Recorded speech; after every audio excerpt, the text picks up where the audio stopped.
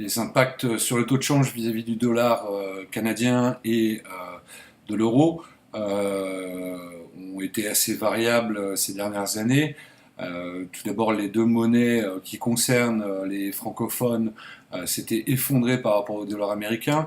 La tendance avait continué en 2017, en début d'année, avec l'élection de Donald Trump et le fort rebond du dollar américain qui avait suivi. La bourse américaine s'envole depuis lors.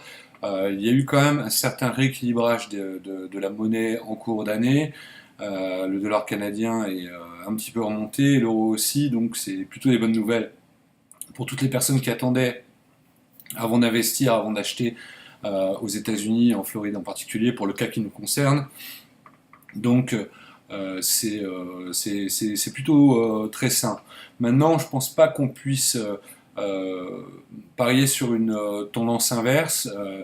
Bien entendu, la santé de l'euro et du dollar canadien ne dépendent pas que de l'US dollar, mais de leur propre politique et de leurs propres économies. Sauf coup dur au Canada, en France ou dans d'autres pays francophones d'Europe, la tendance devrait être à peu près la même. On va rester avec un dollar fort. Il n'y a pas de danger ni de risque que ça s'effondre. L'économie américaine est saine, tous les voyants sont au vert. L'emploi, le PIB, tout est positif et les cours de la bourse montrent que ça continue de s'envoler. Donc si ça s'envole trop, il y aura peut-être des bulles spéculatives à exploser d'ici quelques années. Pour le moment, bon, on peut juste constater qu'il n'y a pas spécifiquement de raison pour s'inquiéter sur la santé de l'économie américaine. Donc tout investissement aux États-Unis ne peut être que bénéfique dans les années qui viennent et l'investissement immobilier simplement vous assurera que votre investissement prendra de la valeur dans les années qui viennent. Je ne pense pas qu'on puisse dire que des économies comme celle de la Floride, par exemple, on puisse constater des bulles spéculatives ou des choses malsaines. Certes, alors ça c'est mon opinion personnelle, je pense que tout ce qui s'est passé en 2008 n'a pas forcément été soigné, réglé au niveau politique, on aurait pu faire mieux, et on assiste actuellement à des déréglementations, on pourra encore avoir des surprises économiques dans les années qui viennent, mais je pense pas que, voilà, en tout cas sur l'immobilier en Floride, il n'y a rien de malsain du tout, donc tout investissement est raisonné et raisonnable. Alors, les prix, par rapport à la crise des subprimes en 2008, les prix évidemment ont remonté par rapport à 2011, puisque la crise a duré. Les prix sont peut-être encore un tout petit peu inférieurs, à part sur les endroits qui sont plutôt du domaine du luxe, où on est déjà revenu sur des choses un petit peu équivalentes. Mais les prix de l'immobilier, voilà, se sont réalignés tout doucement, parce que il y a une pression démographique qui est énorme sur la Floride, avec actuellement 20 millions plus de 20 millions d'habitants. C'est le troisième État aux États-Unis. Tout le monde veut venir habiter au soleil. Le tourisme, évidemment, nécessite des structures d'hébergement, parce qu'on a tout le tourisme snowbird qui est quasiment du, du résidentiel, parce que certaines personnes viennent habiter ici pendant 6 mois froid, quand il fait froid dans le nord, aussi bien pour les Canadiens que pour les Américains du nord, viennent habiter ici pendant 6 mois. Donc c'est quasiment du résidentiel. Plus que du touristique, et il faut évidemment loger cette masse-là. En plus des 20 millions de résidents en Floride, il y a peut-être 106 ou 107 millions de touristes. Enfin, c'est encore, je crois qu'il y a une augmentation encore de plus 3% aux dernières statistiques, donc c'est colossal, l'augmentation est constante, et donc voilà, il y a plus de gens à vouloir venir habiter en Floride que de grues dans les rues de Miami, de Fort Lauderdale ou d'Orlando.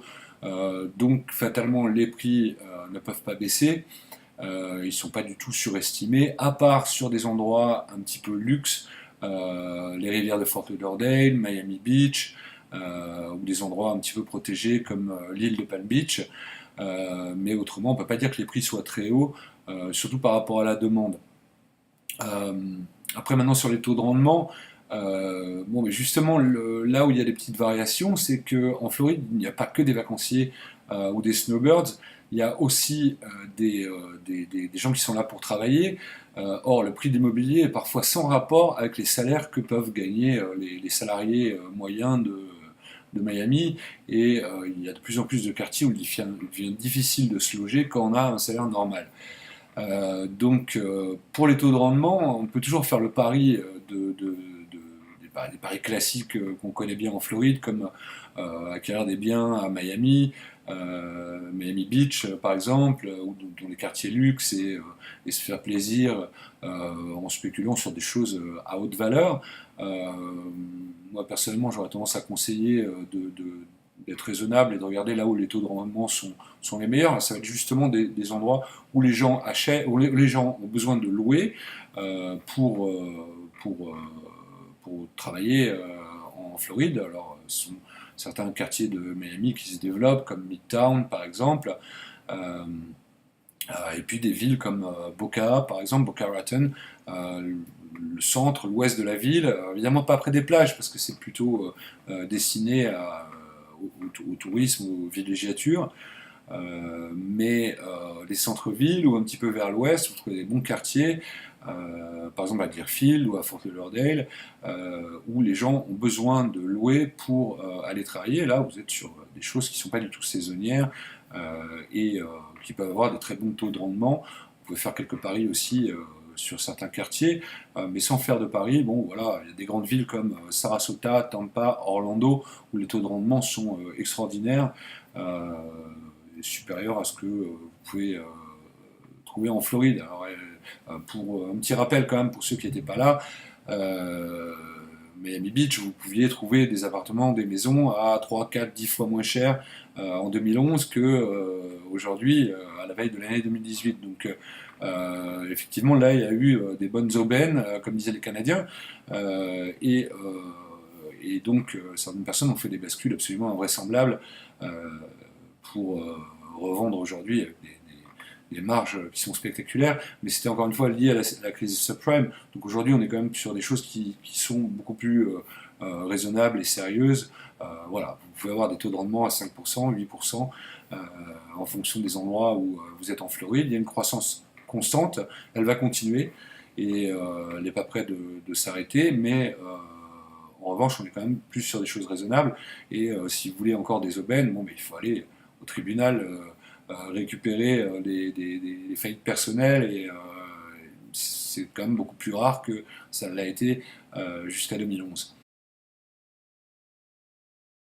Les quartiers et les villes pour investir, bon, comme je disais, il y a les grands classiques, mais il y a des quartiers qui se développent bien. Midtown à Miami se développe très bien, et puis après il y a des quartiers qui sont un petit peu moins cotés comme Little Haiti ou comme North Miami, qui fatalement vont se gentrifier dans les années à venir, euh, pour les raisons que j'ai citées juste avant. Il n'y a pas il n'y aura plus d'endroits défavorisés à moins de 5000 mètres de la mer en Floride, euh, dans le sud de la Floride en tout cas. Ça devient complètement impossible. Les gens ont vraiment besoin de se loger, donc les quartiers pauvres vont déménager. Après, il y a d'autres quartiers qui sont sur lesquels éventuellement moins à Paris, qui ont véritablement la cote et qui sont d'ores et déjà très chers. C'est par exemple le quartier de la Miami River.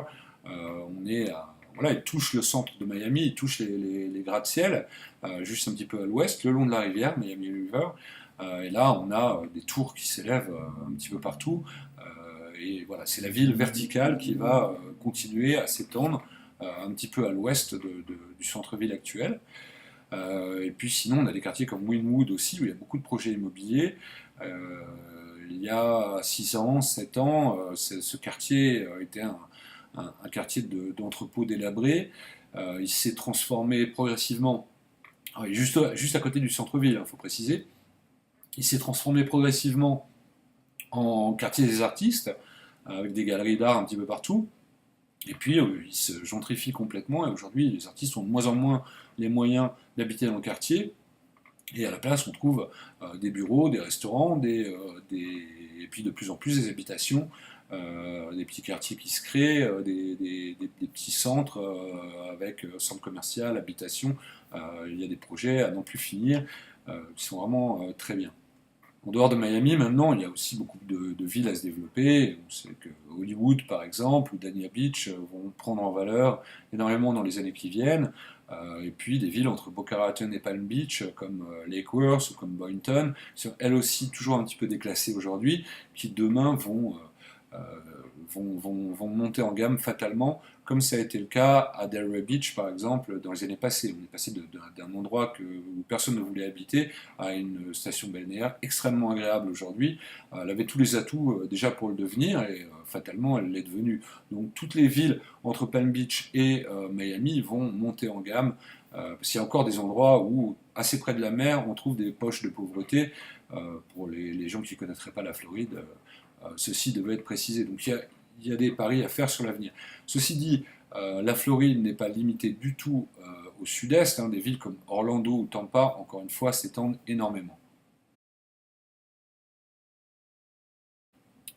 Alors oui, les Canadiens et les Français, bien évidemment, on n'en a pas moins qu'avant. Je vais commencer par le cas des Canadiens. Alors, ce qui est spectaculaire dans les Canadiens depuis 1 an ou 2 ans, ce sont les ventes immobilières.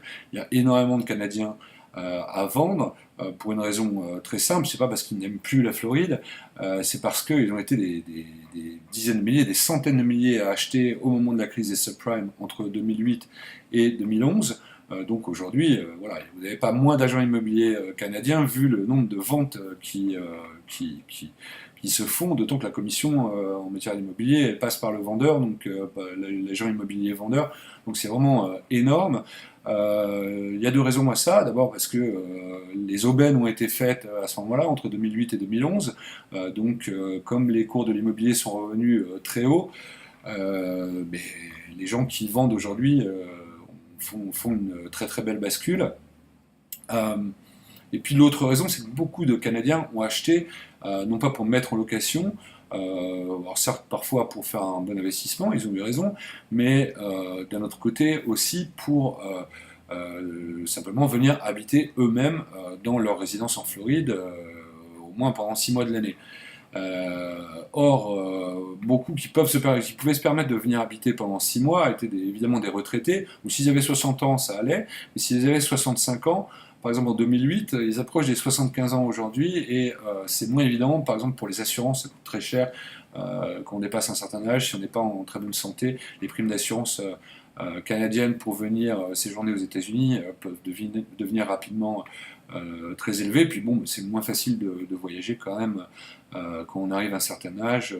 On a besoin de son entourage, de ses amis, donc fatalement, on arrive en fin de cycle pour ces personnes-là, et donc on arrive à un très grand nombre de ventes.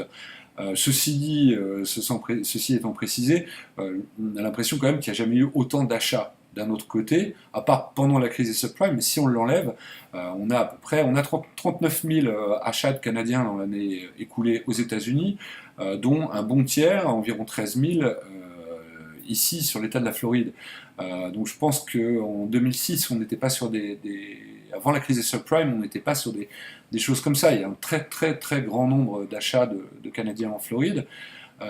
Pour les raisons évidentes, le papy boom n'est pas terminé, il y a toujours beaucoup de gens qui ont du temps à passer en retraite au soleil plutôt que sous 3 mètres de neige à Montréal, donc bienvenue à eux en Floride. Et donc la tendance va continuer dans les mois, dans les années à venir. Les Canadiens sont toujours les premiers investisseurs étrangers en Floride, et c'est pas prêt de s'arrêter.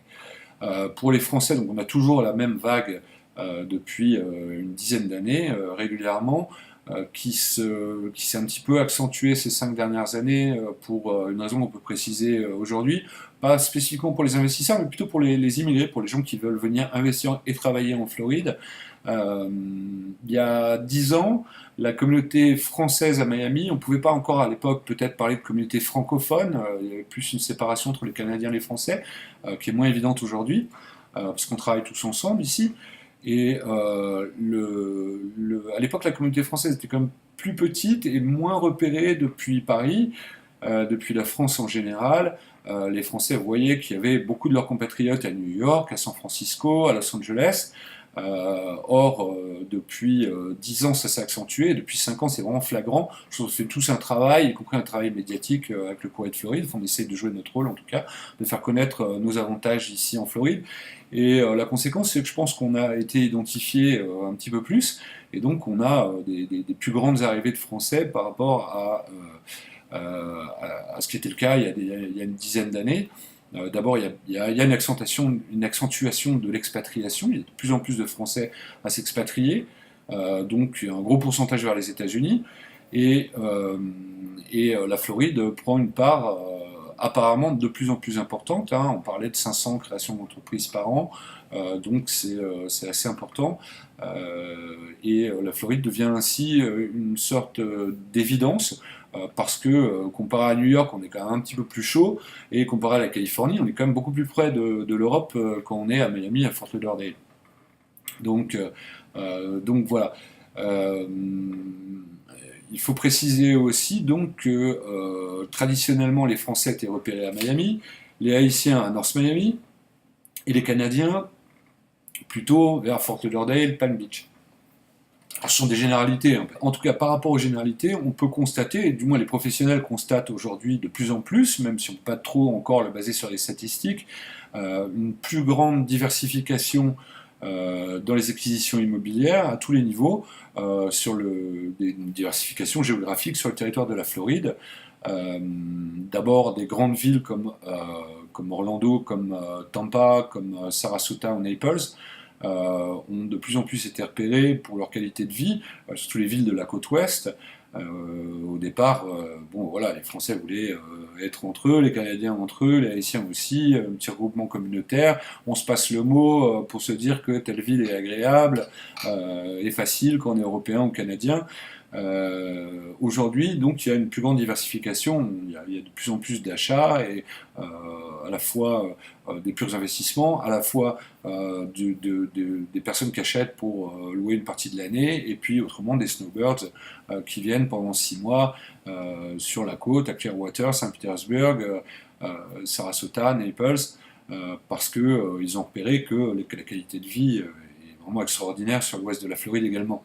Les plages sont absolument superbes, c'est très différent d'ici. Et puis surtout, c'est peut-être ce qui est fondamental, c'est que le ticket d'entrée pour des acquisitions immobilières dans certaines villes de la côte ouest est inférieur à ce qui peut être à Miami et Fort Lauderdale. Avec moins d'argent, on a mieux et plus grand. Voilà. C'est aussi vrai d'ailleurs autour de Palm Beach, pas à Palm Beach hein, évidemment, parce que là le ticket d'entrée sur l'île de Palm Beach est l'un des plus élevés du monde, mais sur Lake Worth, Boynton Beach, mais aussi au nord sur Jupiter, et encore un peu plus au nord vers Port St. Lucie et Fort Pierce, qui est une ville magnifique, un site naturel magnifique. On a de plus en plus d'Européens ou de Québécois ou d'Ontariens qui viennent acquérir. Et voilà, ça c'est un petit peu nouveau. Et nous on le voit par exemple quand on distribue le journal, le Courrier de Floride, on a de plus en plus de monde dans ces endroits-là, ce qui n'était pas du tout, ce qui n'était pas forcément le cas auparavant. Donc, il y a une progression réelle, même si effectivement le cœur de l'habitat francophone, c'est plutôt le sud-est, évidemment, Miami et Fort Lauderdale, Hollywood. Non, il n'y a pas grand-chose à savoir sur ces tendances-là, il n'y a pas de nouvelles lois de Floride qui soient très importantes. Il y a toujours des nouveautés au niveau des taxes, au niveau des réglementations locales, au niveau des villes, évidemment ça change, les plans d'urbanisme, mais il n'y a pas de trop grandes nouveautés réglementaires dans l'immobilier, donc euh, voilà, vous pouvez continuer à vous intéresser au marché immobilier de la même manière qu'auparavant. Et bonne année 2018 à tout le monde.